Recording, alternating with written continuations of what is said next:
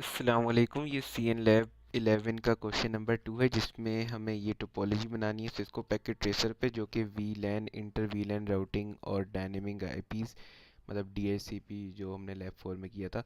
तो वो ये सब इसमें इम्प्लीमेंट हो रहा है। तो आए देखते हैं इसको कैसे बनाना है।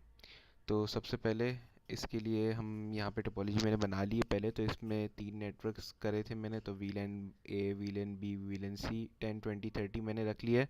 आप कोई भी नंबर रख सकते हैं क्योंकि इसमें कोई ना आईपी दी हुई है ना गेटवे, जैसे पिछले क्वेश्चन में हमें दी हुई थी। तो इसमें मैंने सपोज कर लिया इसको 10, इसको 20, इसको 30, ए बी सी इसके नाम रख दिए। सबसे पहले इसमें काम ये करना था कि डायनामिक आईपीज असाइन करनी थी। पिछले वाले सवाल में हमें आईपी और गेटवे दिया हुआ था, तो इसमें सबसे पहले हमें गेटवे निकालना पड़ेगा। तो गेटवे निकालने के लिए सबसे पहले हम राउटर पे जाते हैं और वहाँ पे इंटर वीलैन राउटिंग हम इम्प्लीमेंट करते हैं। तो उसमें ये करते थे कि पहले हम जिस इंटरफेस आप कनेक्ट होता है उस पे जाते हैं और फिर नो शट करते हैं उसको, पोर्ट ऑन हो जाता है उसका, और फिर उसके बाद आप उसको सब डिवाइड करते हो। 0.10 इसके लिए, 0.20 और 0.30 ऐसे करते हो, और फिर इनकैप्सुलेशन लगाते हो .iq 10, यहाँ पे वीलैन नंबर आता है 10 20 30, और फिर उसके बाद आईपी एड्रेस और सबनेट मास्क देते हो यहाँ पे। फिर अगले के लिए सब डिवाइड करोगे इसको 0.20 और फिर 0.30, ऐसे इसको, ऐसे इसकी जो आईपी आ रही है गेटवे है, हर उसका गेटवे हर नेटवर्क का, इसका 0.1, इसका 2.1, इसका 3.1। तो ऐसे ये हम पहला स्टेप ये होगा इस सवाल में हमारा, ताकि हमारे पास गेटवे आ जाए। फिर उसके बाद हम डीएचसीपी सर्वर मैंने अलग अलग लगा दिए। तो यहाँ पे जैसे डीएचसीपी 1 में सर्विसेज में जाके डीएचसीपी आप ऑन करेंगे सबसे पहले, और यहाँ पे आप गेटवे इस वाले नेटवर्क का डालेंगे जो कि 1.1 है। इसके लिए आप डीएचपी सर्वर 2.1 डालेंगे, इसके 3.1 गेटवे रिस्पेक्टिवली जाएगा। और स्टार्टिंग आईपी 1.3 रख दिया, आप 1.2 रख सकते हैं, कुछ भी रख सकते हैं। फिर उसके बाद यहाँ पे आपने सेव दबा देना, तो यहाँ पे ये लिस्ट सेव हो जाएगी। और फिर उसके बाद आपने किसी भी दोनों सब पीसी में जाके कॉन्फ़िग में जाके इसको डीएचसीपी, स्टैटिक था डीएचसीपी क्या था, तो ये हमारे पास सब हो गई। गेटवे भी आप डीएचसीपी रख दें।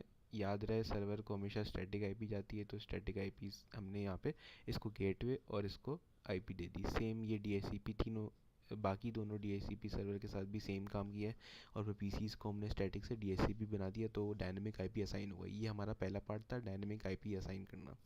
दूसरा पार्ट फिर हमारे पास है कि आपने लिंक्स मतलब एक्सेस लिंक, ट्रंक्स लिंक जहाँ जहाँ आपने बनाने हैं वो आप बना के वीलैन बनाएं, और फिर इंटर वीलैन राउटिंग करके, इंटर वीलैन राउटिंग हमने कर ली है और डायनेमिक आईपी कर ली है। ये दो पार्ट हो गए। अब हमें लिंक्स ऐड करने हैं।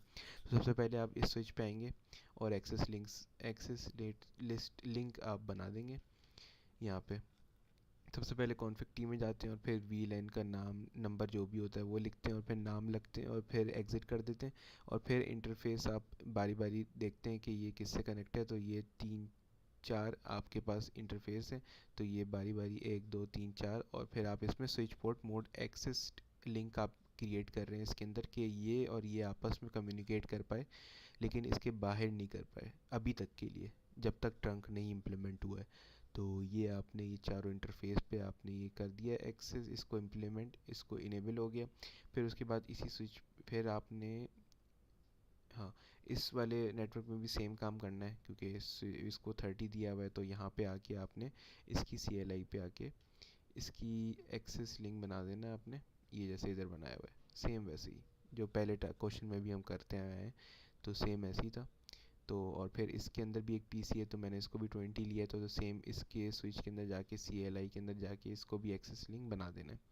फिर उसके बाद आपने इसमें ये जो लिंक है, मेरा कर्सर यहाँ पे ट्रंक होगा, यहाँ पे ट्रंक लिंक होगा, यहाँ पे ट्रंक लिंक होगा, यहाँ पे ट्रंक लिंक और यहाँ पे ट्रंक लिंक।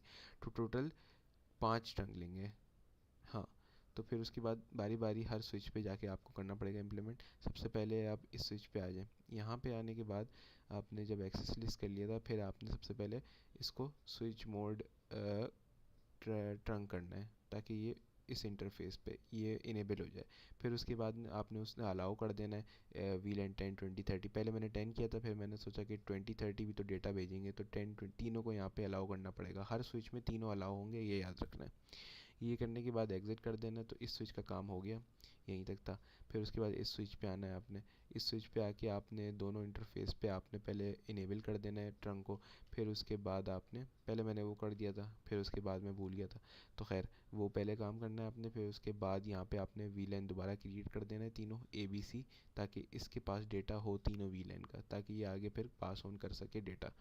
फिर उसके बाद आपने यहाँ पे अलाउ कर देना है। सही है, पहला स्टेप है कि आपने इनेबल करना है। फिर उसके बाद आपने वीलैन बनाना है उस स्विच में जहाँ पे वीलैन पहले से नहीं मौजूद, ताकि उसके पास डेटा तो हो वीलैन का। फिर उसके बाद आपने